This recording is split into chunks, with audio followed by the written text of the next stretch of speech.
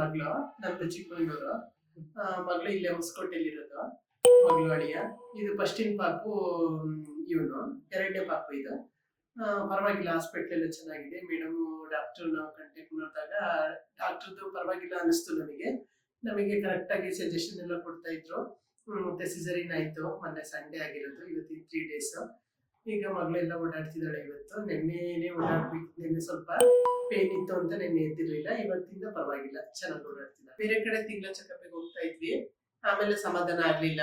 ಮತ್ತೆ ಇಲ್ಲಿ ಪರವಾಗಿಲ್ಲ, ಡಾಕ್ಟರ್ ಎಲ್ಲ ಒಳ್ಳೆಯರಿದ್ದಾರೆ, ಹಾಸ್ಪಿಟ್ಲ್ ಚೆನ್ನಾಗಿದೆ, ಸಾಮಾನ್ಯ ಅಂತ ಒಂದು ಕಾಸ್ಟ್ಲಿ ಆಗಲ್ಲ, ಪರವಾಗಿಲ್ಲ ಅಂತ ಹೇಳಿದ್ರು.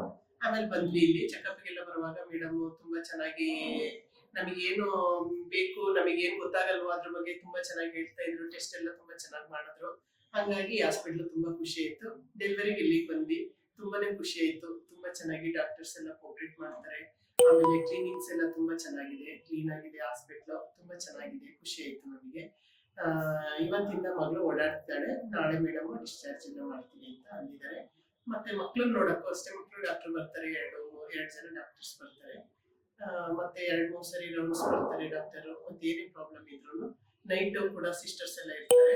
ನಾವು ಯಾವಾಗ ಕರೆದ್ರು ಪಟ್ ಅಂತ ಬರ್ತಾರೆ. ಹಂಗಾಗಿ ತುಂಬಾ ಚೆನ್ನಾಗಿ ಅನಿಸ್ತು, ತುಂಬಾನೇ ಖುಷಿ ಆಯ್ತು. ಈ ಸರಿ ಆಪರೇಷನ್ ಬೇರೆ ಆಗಿದೆ, ಮಕ್ಕಳಾಗ್ದಿರೋ ತರ 2.